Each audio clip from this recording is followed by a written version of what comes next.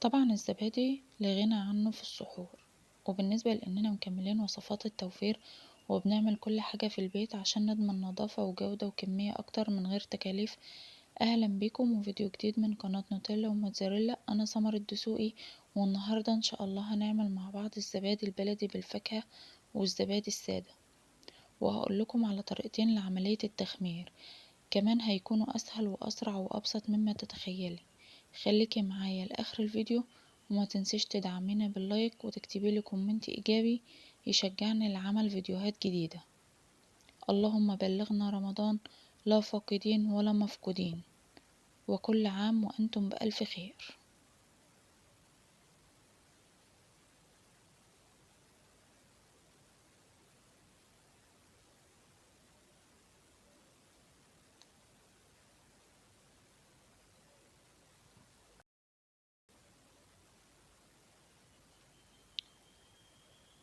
هعمل أول حاجة الفاكهة. معايا هنا حوالي كيلو فراولة، نضفته وغسلته كويس جدا، رشت عليها رشة سكر كده حوالي نص كوباية.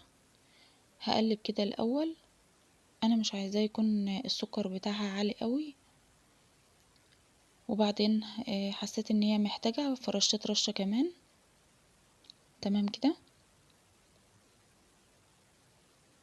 هقلبها بقى كويس جدا، وبعدين هحطها على النار.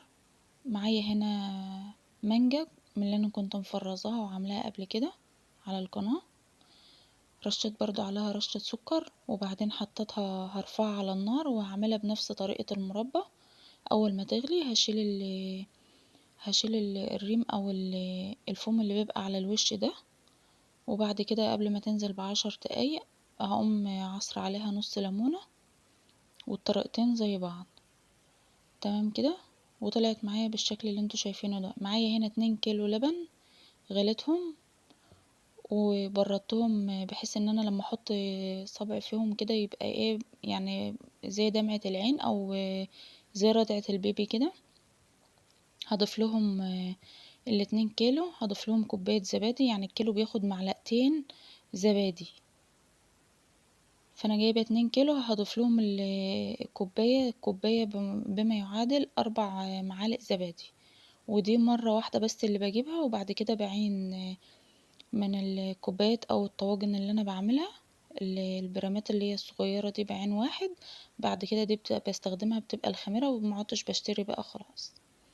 تمام كده، حطيت بقى عليها شوية لبن وهضربها بالهاند بلندر، وممكن تستخدمي الخلاط في الوقت ده لو انت مفيش عندك هاند بلندر. وبعد كده هبدأ اضيفهم لباقي اللبن، واضرب بقى كل الكمية زي ما انتوا شايفينها بالشكل ده علشان يطلع لي قوام الزبادي يكون كريمي وناعم جدا. هضربها كويس قوي. تمام كده، طبعا اللبن ما يكونش ولا سخن قوي ولا بارد قوي، عشان ده بيفرق طبعا في وقت التخمير. طريقته سهلة جدا، ما بتاخدش اي وقت.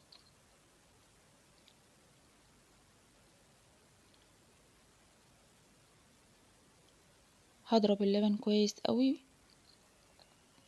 ممكن تستخدم الخلاط في الوقت ده.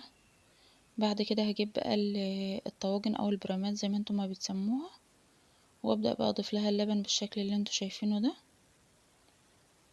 طبعا الفوم اللي بيبقى طالع على وش اللبن ده لما اللبن لما الزبادي بيتخمر وبعد ما بيجمد وكده بيبقى بتحس ان هو بيقل شوية، وكتر الضرب فيه بيخلي القشطة تتكون طبقة جامدة على طبقة كتيرة على الطواجن. هنعمل بقى الزبادي الفراولة. جبت هنا ايس كريم بنكهة الفراولة، ممكن تستخدمي اي صوص بنكهة الفراولة برضو زي الماجيك او اي نوع بتحبيه. حطيت هنا معلقتين من الايس كريم، وحطيت عليهم معلقة ونص كده سكر، معلقة ونص كبيرة، وهضربهم. طبعا انا بالنسبة للايس كريم اللي بنحطه ده على حسب، ممكن تحتاجي وممكن ما تحتاجيش على حسب اللون اللي قدامك. يعني لو اللون فاتح ممكن تزودي عادي ايس كريم، اللي لونه ظابط معاكي خلاص ما عدتش تحطي. تمام كده. هبدأ بقى اوزع الفاكهة اللي انا او المربى اللي انا عملتها. مش هكتر طبعا، هحط حوالي يعني معلقة او على قد ما انا هفرد كده في ارضية الكوباية. تقدري تستخدمي المجات اللي هي بتاعة الشاي او اي مجات عندك حابة تحط فيها عادي. وهضيف بقى اللبن بالراحة كده لحد ما علشان الفاكهة ما تختلطش مع اللبن. كمان ممكن تضيفي للبن من البداية خالص لبن بودر، بس انا حبيت ان هي تكون يعني بسيطة كده، كلنا ما عندناش لبن بودر، وطبعا سعره مكلف، فانا حبيت ان هي يعني تكون بسيطة وسهلة. وهو اصلا مش مكون اساسي في الوصفة بتاعتنا، هو بس بيعزز الطعم بتاع الزبادي، لكن عادي ممكن نستغنى عنه عادي. هنا بقى بالنسبة للزبادي بتاع المانجا، انا لقيت الكوباية هنا لقيتها يعني صغيرة شوية، فقمت ضايفاها او مفضياها في حاجة اكبر. طبعا انا ملقتش زبادي، ملقتش ايس كريم بنكهة المانجا، فاتصرفت حطيت من المربى او الفاكهة اللي انا محضراها للكوبايات، عشان تديني نفس اللون بتاع المانجا اللي هو اللون المصفر شوية. تمام كده. ضربتها كويس جدا لحد ما المانجا اختفت من قدامي خالص. وبعد كده هبدأ اضيف بقى الفاكهة تحت، يعني كل طبق كل كوباية كده معلقة، او بفرد ارضية الكوباية بالشكل اللي انتوا شايفينه ده. مش هكتر علشان ما تبقاش يعني اوفر قوي. وبعد كده هبدأ اصب اللبن فوقها.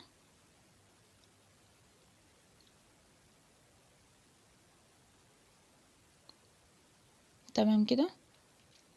انا بصب اللبن على الحرف او الجدار بتاع الكوباية، علشان اللبن ما يختلطش بالفاكهة، يبقى كل حاجة محتفظة بشكلها كده.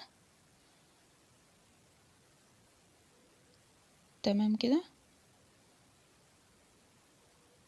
عملنا كمية كبيرة جدا من ال2 كيلو.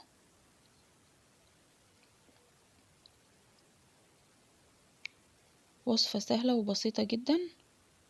رصيتهم بقى بالشكل اللي انتوا شايفينه ده في اي صينية،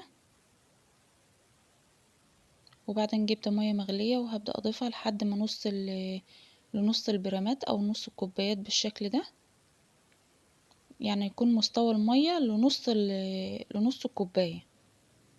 تمام كده.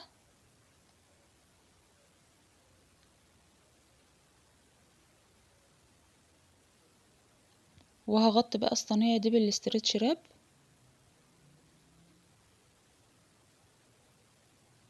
وممكن لو عندك ورق فويل، لو انت ما فيش عندك يعني استرتش، ممكن تغطيه بالورق الفويل من الجنب اللي بتغطى بيه الحاجات السخنة.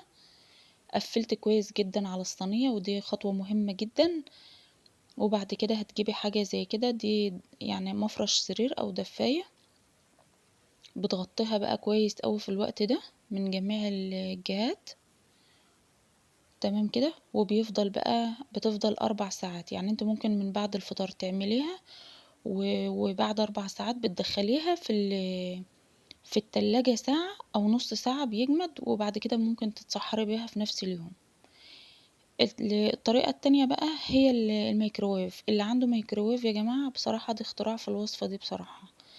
انا حطيت اللي هو الزبادي اللي بالفراولة زي ما انتوا شايفين كده، وبعدين شغلت الميكروويف على 30 ثانية. تمام كده. بعد 30 ثانية بستنى 10 دقايق، وبعد كده بشغل 30 ثانية كمان، وبكرر نفس العملية دي لمدة انا عملتها 3 مرات، والمرة الرابعة عملت دقيقة. يعني انا عملت 3 مرات 30 ثانية في كل مرة، بين كل مرة بستنى 10 دقايق. المرة الرابعة شغلت الميكروويف على دقيقة. تمام كده. وبعد كده سبتهم. بعد ساعة بالظبط كانت الزبادي جمدت. بعد ساعة بالظبط. يعني بصراحة كان اختراع حلو جدا. ده طبعا بعد 4 ساعات. شايفين جمدت ازاي؟ ده انا لسه ما دخلتهاش اصلا التلاجة.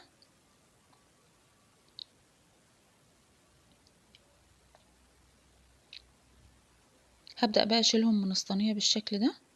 دي الزبادي بتاعت المانجا، شايفين متماسكة جدا. هدخلها بقى التلاجة طبعا تقعد حوالي ساعة كده، وبعد كده هوريها لكم بعد ما تطلع من التلاجة. ده الزبادي اللي اتعمل في الميكروويف، طبعا بعد ساعة بالظبط كانت جمدت خالص. شايفين شكلها عامل ازاي؟ تحفة جدا.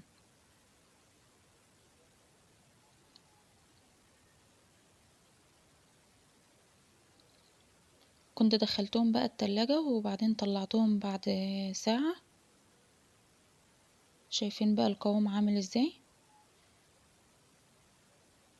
الزبادي ناعمة جدا، طعمها بصراحة يعني تحفة، والله العظيم طعمها تحفة بجد، نظافة وطعم. وطبقة القشطة اللي بتبقى على الوش دي، ده طبعا بترجع لجودة اللبن.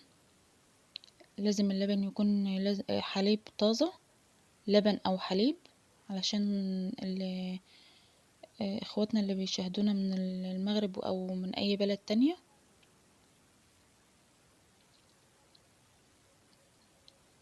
شايفين متماسك قد ايه؟ شايفين طبقة القشطة؟ انا بحب طعم الزبادي البلدي في البرام ده قوي بصراحة، بيبقى طعمه مختلف تماما عن الازاز خالص، وبيكون على فكرة اسرع في التخمير او اسرع في ان هو يكون يتماسك بسرعة عن الازاز. نسيت اقول لكم، وانا لما حطيت الزبادي في الصينية طبعا انا مدخلتهمش الفرن، سبتهم كده على الرخامة وغطيتهم بالمفرش.